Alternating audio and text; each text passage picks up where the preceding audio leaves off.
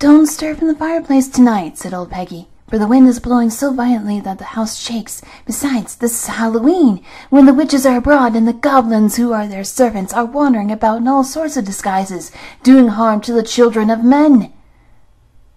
"Why should I stay here?" said the eldest of the young people. "No, I must go and see what the daughter of old Jacob, the rope-maker, is doing. She wouldn't close her blue eyes all night if I didn't visit her father before the moon had gone down." "I must go and catch lobsters and crabs," said the second, "and not all the witches and goblins in the world shall hinder me." So they all determined to go on their business or pleasure, and scorned the wise advice of old Peggy. Only the youngest child hesitated a minute, when she said to him, "You stay here, my little Richard, and I'll tell you my beautiful stories." But he wanted to pick a bunch of wild thyme and some blackberries by moonlight, and ran out after the others.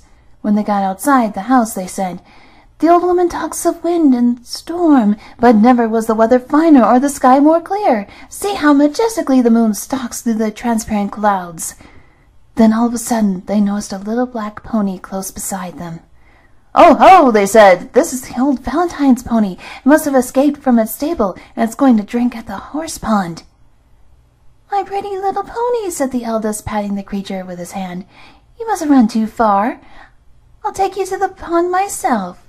With these words he jumped on the pony's back and was quickly followed by his second brother, then by the third, and so on, till at last they were all astride the little beast, down to the small Richard, who did not like to be left behind.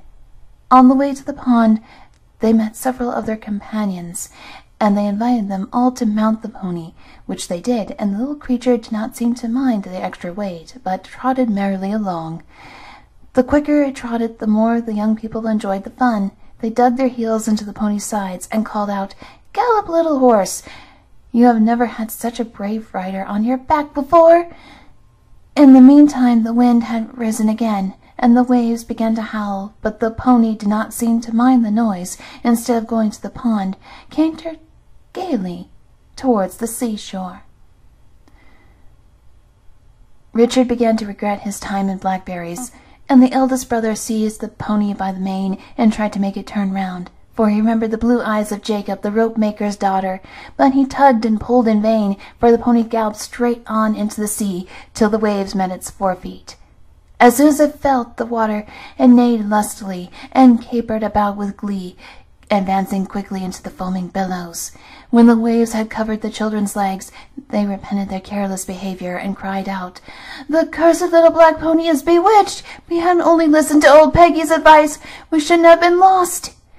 The further pony advanced, the higher rose the sea. At last the waves covered the children's heads, and they were all drowned.